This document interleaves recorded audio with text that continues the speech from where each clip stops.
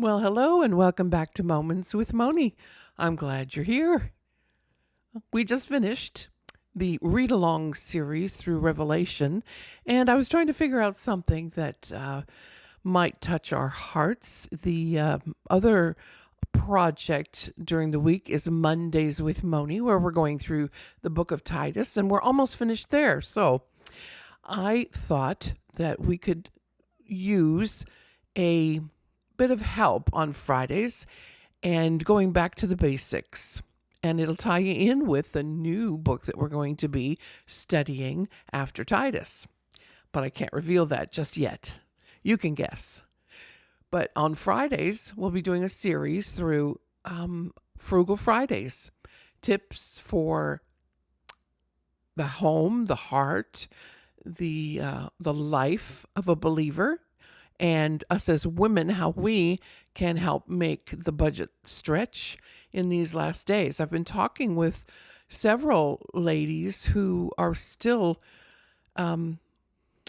struggling like the rest of us with everything that's going on right now, and how the grocery budget keeps getting smaller and smaller, and yet the prices keep going higher and higher. So I remember when I was a young mom at home, and we didn't have a lot either at the time. So we just tried to do our best to keep the costs down and use up what we had. So I thought we'd be going through some of these frugal tips, Frugal Friday tips for the home. The first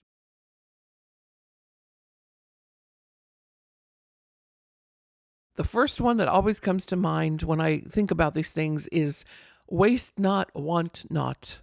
I grew up hearing that, and my mother, who was from Germany, who grew up during the war as a child, they didn't have a lot. So whatever they had to use. I remember her saying that her dad actually got potato peelings out of the trash can and brought those home in a newspaper so that they would have some soup that night. I pray it doesn't get that way in our country or in anybody's life, but if you have to, you have to.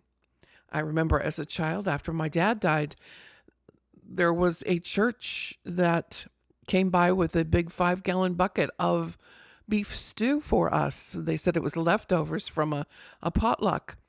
And it was just a few days old, and there's just a little bit of mold on top. But you can scrape that off and cook it and feed your 4 kids. Well, of course, we took it, and Mom cooked it, and nobody got sick. But that's not what I would share if I don't have to. But when you're hungry, you're hungry. Thankfully, we had a neighbor at that time who, she was a very nice lady. She worked, her husband worked, and she brought over, must have been like 5 bags of groceries. And of course, we grew up German. We had only like prison bread and liverwurst and eel and all those things my mom liked, but kids didn't like. Well, the neighbor lady brought over white bread and peanut butter in a jar with jelly in the same jar. Was the goober kind that it was mixed in the same jar. She brought over macaroni and cheese in a box, and hot dogs and hot dog buns and ketchup, things that we didn't get when we were kids. Of course, now I turn my nose at those things because they're not good. They're not healthy for me. But in a pinch, when you're starving, you've got all those kids at home, you feed them what you can get. And it was very, very sweet of her. So she passed that on when she was able to. And now I'm going to try and pass on some of these tips and see if they might help you. And after you've watched, put down some ideas in the comments so you can help others as well. So waste not, want not, dehydrate, air fry, can, freeze, share with a neighbor, any of these things to stretch out what you have in the house right now. Don't let anything go to waste. Don't let it mold. Bread. I've taken any kind of bread, whether it be hot dog buns or leftover homemade bread or store-bought bread or muffins, and I will chop them up into pieces and then put them. I have an air fryer that's in my oven, and it also has a dehydrates mode on the oven, so you can put all that on parchment paper on a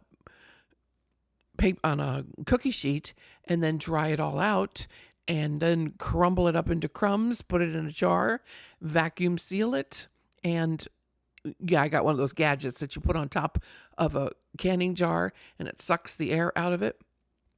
Or you could put it in a plastic bag, Ziploc bag, and put them in the freezer and use them for other things. Breadcrumbs are great for frying meat if you have any. Coating the meat in an egg and some breadcrumbs or other things, whatever. But that way you don't have to purchase any extra. Use what you have in the house. Before you go to the store, take stock of what you have. Make a list and check it twice. Look through your cupboards. Look through your fridge. Look through the freezer if you have one. Make a list of what you have. And okay, it may not be exactly the meal that you're used to. We get stuck in a rut and we always have the same things at the same meal with the same type of main entree. But if you have something that doesn't quite match, it's okay. It's going to be different. And right now, it might be a good time to start training the family to have something a little bit different than what you usually have. That way, if things do hit the fan, then they won't be too caught off guard and might be used to two items that they don't usually eat together. I know how we like to have our comfort foods and how we like to have familiar things around us, especially when things are tough. Our food budget and our food, the things that are on our plate, bring the family comfort. And it might be a good idea to start just trying a few new things at a time. Then, if you do go to the store, purchase the loss leader sale items and use those. Try and find all the sales in town. Make a map going around to the different stores. Remember, always go with a buddy. Don't go shopping anymore, especially if you're in a big city. Keep your eyes open around you. Make sure you're safe, ladies. Take someone with you. Shop with a neighbor. Purchase those things, the things that are on sale. You can look online to find the sales. You can look. Oh, do they still have newspapers? We have a few that get delivered to the sidewalk out there. So yeah, the lost leaders sales, and then start. There's a calculator online that you can find. It's kind of a reverse meal creator, and you can type in the ingredients that you have, and it'll give you a suggestion for a type of meal to make. And of course, in the future, you may not have power like so many right now in this Hurricane Helen. You just never know. There might be times like that. So write down the recipe once you get it and keep it in a notebook so that you don't have to always be looking up on the computer everything that you need. Make sure that there's a notebook or a cookbook. And then if you can, purchase in bulk. If you buy things in bulk, it brings down the cost on items. But it has to be something that you know your family's going to eat. Because if you buy 100 pounds of sardines, cans and sardines, or sardines in cans, then the family may not eat those, especially later when things are tough and that's all you've got to eat left in the house. You might have mutiny on your hands. But I guess you can feed the neighbor cat. Now, I like those, but not all the time, the sardines. So make sure that everybody likes what you're getting.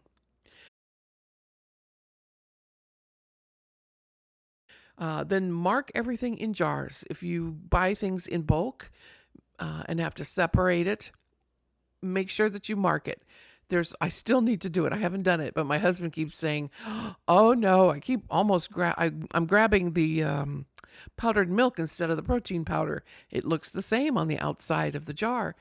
It's very similar, but I need to mark it. I take a little piece of tape and a marker, or a little sticker and a marker, and write down what it is that's in the jar so that we know what it is, or even leftovers in the refrigerator. If you're the only one that cooks and you're the only one in the kitchen, it's not so bad. But if anybody else goes in there looking for things, it's good to know what they are. You may get hurt. Somebody else may have to cook for once. Let them know what's inside that jar and put the date on it. Unless you want to find green furry things in the back of the fridge because you don't know how old they are until it's too late.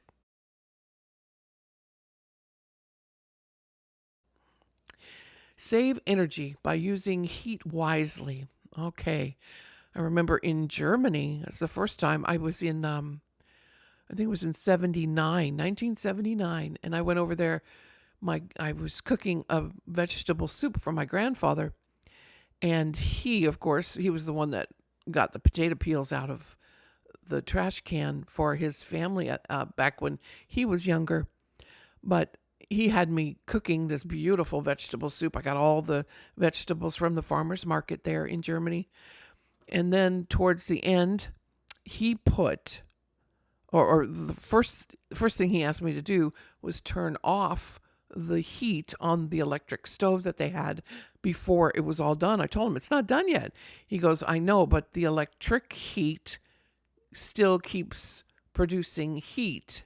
The coil still keeps producing heat, so you don't have to wait until later. You can turn it off sooner and keep it covered and let the soup finish. Well, I did that, and behind my back, he put inside that beautiful smelling soup a curly pig's tail. A pig's tail. Pigtail soup, I guess, is a big thing over there. Oh, it stunk to high heaven. I never, ever, ever heard that before. He loved it. It was a delicacy during the war. It was a little bit of protein, and I guess Daddy always got it. Not something I would do, but again, if you get hungry, you probably eat what you can get. So save the energy. Another way of doing that is to, when you're baking maybe a loaf of bread, learn how to bake a loaf of bread first.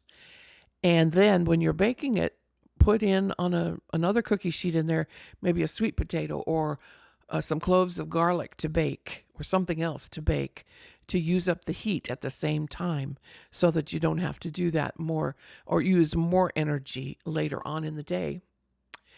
Another way of saving money is to make your own meals rather than purchasing them. Restaurants are very, very expensive these days. So if you can learn how to cook, that helps a lot with the family budget. Let's see. You can boil water. If you can boil water, you can make eggs. Hard-boiled eggs, 12 minutes. Got to put them in when the water's hot, 12 minutes. But I also learned if you have one of those small air fryers, the basket, you can put the raw egg inside that. I put 4 or 5, half a dozen in there, and close it up and turn it on medium to high heat for 12 minutes. And I've got hard-boiled eggs. You'll have to figure out your machine first, give it a try, and try it. I like it. It's easy. They peel easier. You don't have that mess, and it doesn't stink as bad. Sometimes eggs will smell not so nice when you're boiling them in the house. And when you've got all these bulk items like rice or beans that you're putting up in jars and you're cooking with, like, let's say you learn how to make rice-a-roni, the rice-a-roni that you buy in a package, the name brand in a box. All that is long grain rice with orzo pasta. Yeah, that's what it is. You mix noodles and rice, and then they have those seasoning packets that you put in there. So if you buy the rice and the noodles in bulk, I just got packages of orzo for 50 cents for a pound. That's incredible. You can make a lot more rice-a-roni for the family that way. And then any kind of seasoning, like ranch seasoning or cheese, mozzarella shredded in there after it's done, and add some Parmesan cheese, parsley, herbs. So herbs are a good thing to have as well. You can keep a small herb garden outside or inside on the kitchen windowsill if you want to season your meals. Parsley's really nice. It's good for fresh breath. I found out recently it's really good for activating the P53 cancer gene that I had. The cancer gene, P53, is one that actually is supposed to stop cancer from growing, and mine was mutated. And they're finding now, National Health Institute, the PubMed, they have records in there saying that parsley and P53 and black seed oil are now, all three of those can help fight cancer and stimulate that gene again. You look at it yourself, look it up on PubMed, just put the herbs in there and cancer, and you'll see what the medical field knows already, but it hasn't trickled down to maybe, say, your doctor or your oncologist yet. But print it off, bring it in with you, and ask your doctor about it. It's really helped me a lot. I'm trying to lose the weight that I gained after chemo. Yeah, but I lost it all before chemo, and then gained it all back on chemo. The chemicals are what's bad. Speaking of chemicals, another way to save money is, instead of buying bottled water, if you buy like a Brita filter and the filters, then you can save on all that bottled water that you would be purchasing, and you're protecting your body from plastics that are in those bottles. So that's a much healthier way of using what you have and providing for your family. So I don't know if you have any ideas. Please, if you do, put them in the comment section. I know that I have lots of recipes I'll be adding in the future, but right now we're just doing some ideas on what might be helpful in today's day and age.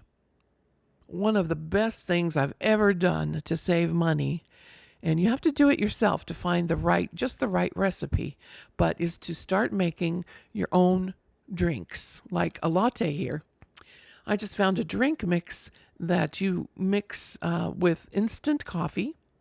I use decaf, some, xylitol, so I don't get the sugar, and it's good for your teeth, and I don't get the calories. And then also some milk of your choice, whether it be evaporated milk, cow's milk. I use coconut cream, and then whip it with one of those little hand mixers, or I just screw on a top and shake the jar, and it comes out really foamy. You only add just a tiny bit, a spoonful of each of those things, and then so it's only filled up to here, and then you're shaking or stirring with that mixer, and it gets real foamy, and then you add till it's about halfway full with water, and then add some ice, and you've got a nice summer drink, a cold latte that tastes better than anything I can get in the fancy coffee shops around here. Well, except for one, but that's a treat every now and then because it costs a lot out there. This is pennies on the dollar compared to going out and doing that. So I get to enjoy one every afternoon, different kinds, and you can do the same.